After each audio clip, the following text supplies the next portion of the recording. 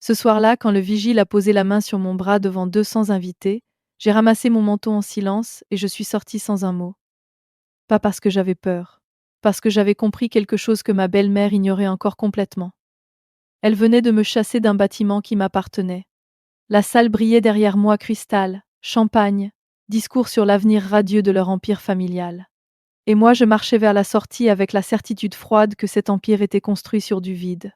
Mais avant de vous raconter comment tout ça s'est terminé, les 68 appels en absence, le prêt de 40 millions qui n'a jamais été viré, la nuit où ils ont sonné chez moi à minuit, laissez-moi vous ramener au début. Je m'appelle Camille Aubert. J'ai 36 ans. Mon bureau occupe le deuxième étage d'un immeuble en briques du centre-ville. Aubert Conseil immobilier. Mon nom sur la porte, payé par mon propre travail. Je rédige des baux. Je lis les actes.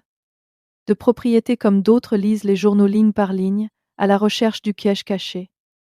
Pendant 16 ans, c'était tout l'arrangement. Il ne m'appelait pas. Je n'existais pas. Puis l'invitation est arrivée. Carton épais couleur crème, l'interrage doré. Gala du 40e anniversaire du Grand Phare, organisé par Édouard et Viviane Obéir. Le nom de mon père en premier, celui de sa femme en deuxième. Le nom de ma mère, nulle part. En bas, une ligne manuscrite de la main tremblante de mon père. J'aimerais que tu viennes, Camille. Ce qui m'a empêché de la jeter, ce n'était pas lui. C'était l'adresse. Le Grand Phare, front de mer.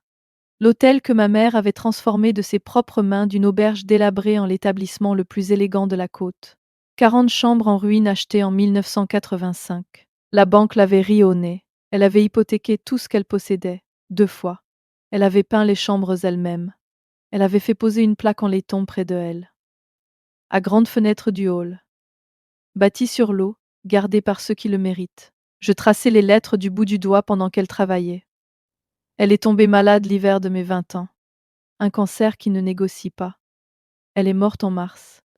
Mon père m'avait tenu la main à la cérémonie et m'avait dit qu'on s'en sortirait ensemble. On n'a plus jamais parlé de l'hôtel. Pas une seule fois. Viviane est arrivée 3 ans après. En un an, elle était ma belle-mère. En 2 ans, elle dirigeait le Grand Phare. Le fonds Diane Aubert est devenu l'initiative Famille Aubert. La plaque a disparu pendant des travaux et n'est jamais revenue. Le Grand Phare est devenu la collection Obéir. Et la fille de Viviane, Zoé, directrice créative, bureau au dernier étage, n'avait jamais versé un café dans cet hôtel. Elle avait redessiné les serviettes de table. 4 ans avant le gala, j'avais demandé doucement pourquoi le nom de ma mère n'était plus sur le mur. Viviane avait posé son verre. Diane est petite. Artie Camille. C'est l'air Obéir maintenant. Mon père avait étudié son assiette. Je n'étais pas retournée depuis jusqu'à l'invitation dorée. Le Grand Phare m'a coupé le souffle depuis la route. Je suis restée une minute entière dans la voiture avant d'entrer. Le hall était la première blessure. À la place de la plaque en laiton, un panneau rétroéclairé, chrome et froid. La collection Obéir. Une date qui n'était pas vraie. C'est Sébastien qui m'a reconnu, le portier, 70 ans, là depuis avant ma naissance. Il a pris mon manteau comme il prenait celui de ma mère. Ils ont mis les vieilles choses au stockage du 4e. La plaque de votre mère aussi. Je n'ai pas pu les arrêter, mais je sais où elle est. Je n'ai pas eu le temps de répondre. De l'autre côté de la salle, la tête de Viviane s'est tournée. Ses yeux m'ont trouvé à travers 15 mètres de cristal, et son sourire m'a pas bougé d'un millimètre. Elle a posé son verre et a commencé à marcher. 3 hommes en costume. Mes sombres ont commencé à marcher aussi. La salle était pleine d'investisseurs au bar, un journaliste avec un dictaphone, 2 membres du conseil près des fenêtres. Mon père près de l'estrade, riant trop fort. Viviane m'a atteinte la première. Qu'est-ce heure que vous faites ici? Mon père m'a invité. Il y a eu une erreur. C'est une soirée privée pour la famille. Des têtes se tournaient. Je suis de la famille et je leur dis. C'est là qu'elle l'a fait. Elle a levé une main manucurée et a dit clairement pour que tout le cercle entende. Sécurité, reconduisez-la. Elle ne fait pas partie de la famille. La salle s'est tue. Mon père était déjà là à mon coude. Camille, s'il te plaît, ne fais pas de scène. Pas à elle. À moi, 16 ans à me tenir à l'écart, et c'était ce qu'il choisissait de dire. J'ai regardé le panneau chrome là où la plaque aurait dû se trouver. J'ai repris mon manteau des mains de Sébastien. Je me suis retournée et je suis sortie sans un seul mot. Derrière moi, la voix de Vive. Yann, lumineux à nouveau. Certaines personnes ne peuvent tout simplement pas lâcher le passé. Le froid du port m'a frappé comme une gifle. Au-delà de la jetée, la cloche de la bouée a sonné. 18 heures. La même note grave que ma mère s'arrêtait pour entendre. Elle ne fait pas partie de la famille. Viviane l'avait dit comme un fait. Et le pire, c'est que pendant 16 ans, je l'avais laissé devenir un fait. J'avais laissé partir la plaque. J'avais laissé renommer le fond. J'avais appelé mon silence de la dignité. Ce n'était pas de la dignité. C'était de la capitulation habillée d'un manteau plus élégant. Et c'est exactement à ce moment-là que j'ai compris une chose. Je m'allais pas rester victime. Pas cette fois. Il y avait une boîte que je n'avais jamais ouverte. Les affaires de ma mère, scellées depuis les funérailles, dans un box que je payais chaque mois sans jamais y aller depuis 16 ans. J'en avais fini de ne pas être prête. Le box sentait la poussière et le béton F. Rye. Dans le fond, la boîte en cèdre. Bois couleur miel, petit loquet en laiton, ses initiales gravées sur le couvercle. Je me suis assise sur le sol froid avec cette boîte sur les genoux, et j'ai pleuré pour la première fois depuis des années. Pas les larmes polies d'un enterrement. Les laides. Celles qui viennent quand on arrête enfin de tenir une porte fermée. Quand c'est passé, j'ai fermé les yeux et j'ai laissé remonter sa voix. Le dernier hiver, elle m'avait fait pousser son fauteuil jusqu'à la fenêtre du hall. La jetée était gelée. Tu sais ce que j'ai compris sur cet endroit, Camille? L'eau n'appartient pas à celui qui parle le plus fort. Elle m'avait pris la main. Elle appartient à celui qui reste. Cette fois, quand j'ai mis mon pouce sur le loquet, ma main n'a pas tremblé. Sur le dessus, une carte de visite.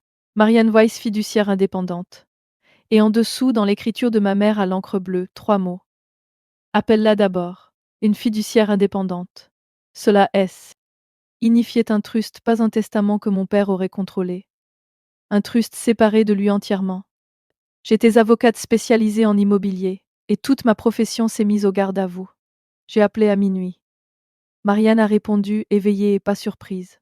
Mademoiselle Obéir. J'attendais cet appel depuis longtemps.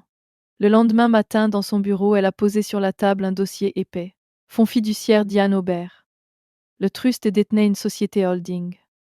Et cette société holding détenait un bien immobilier. Lequel? La parcelle du front de mer et le bâtiment dessus.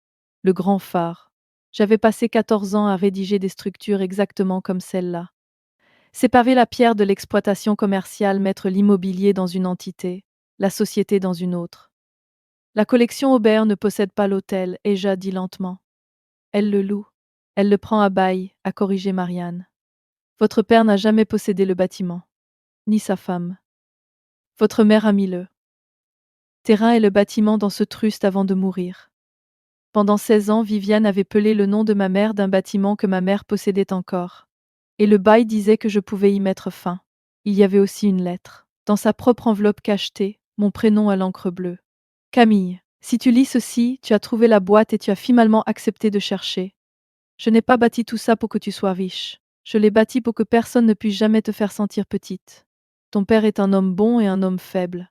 Après ma mort, il voudra la paix plus que ce qui est juste. Et quelqu'un lui offrira cette paix à tes dépens. Ne le déteste pas pour ça. Ne le paye pas non plus. Et la dernière ligne. Ne te bats pas contre eux, ma chérie. Arrête simplement de leur louer ton silence. Marianne m'a appelé avec la partie qui mettait l'horloge en marche. La collection Obéir est en cours de refinancement. Un prêt de 40 millions, censé se clôturer dans 3 semaines. Aine. Le collatéral. Le terrain et le bâtiment listés comme leur propriété. Tout le gala, les investisseurs, le journaliste, les discours. Ce n'était pas de la vanité. C'était un argumentaire de vente. Ils empruntaient sur un bâtiment qu'ils ne possédaient pas. Puis leur avocat m'a devancé avec une mise en demeure. Un soi-disant amendement au trust, daté 11 ans après la mort de ma mère, me retirant comme successeur. Si c'était réel, je perdais tout. J'ai senti le sol se dérober pendant exactement une respiration. Puis l'avocate en moi s'est réveillée. 90 secondes. 3 problèmes. Un point de trust était devenu irrévocable le jour de sa mort, personne ne peut l'amender après ça. 2. Même un amendement valide requérait la signature de la fiduciaire indépendante. Absente. 3. L'amendement appelait à la fondation Diane Aubert. Ma mère n'avait jamais utilisé le mot fondation. C'était le fond. Quiconque avait rédigé ça avait copié le nom sur les documents de Reb. Rounding de Viviane sans jamais vérifier l'original. Ils avaient envoyé une fabrication à la seule personne sur Terre la plus susceptible de la démonter parce que cette famille avait décidé qui j'étais et n'avait jamais mis ses dossiers à jour. Si vous avez jamais été sous-estimé par des gens qui ont cessé de faire attention à vous, vous savez que c'est un cadeau. J'ai signé un mardi matin à ma propre table de cuisine. Une femme dans un pull, un café qui refroidissait, un stylo à plumes. Aucun drame. La chose la plus puissante que j'ai faite ce mois-là n'a produit aucun bruit. Marianne a notifié mon père fait de son rôle intérimaire. Elle a transmis la certification de trust au prêteur en pleine diligence. Et en tant que propriétaire, j'ai émis une notification de manquement au bail, le rebranding, le fonds, la plaque au stockage du 4e étage. Je n'ai pas résilié le bail. Je n'avais pas à le faire. Puis j'ai posé mon stylo, lavé ma tasse et mis mon téléphone face contre table. Il a commencé à vibrer à 11h42. Je suis allée me promener.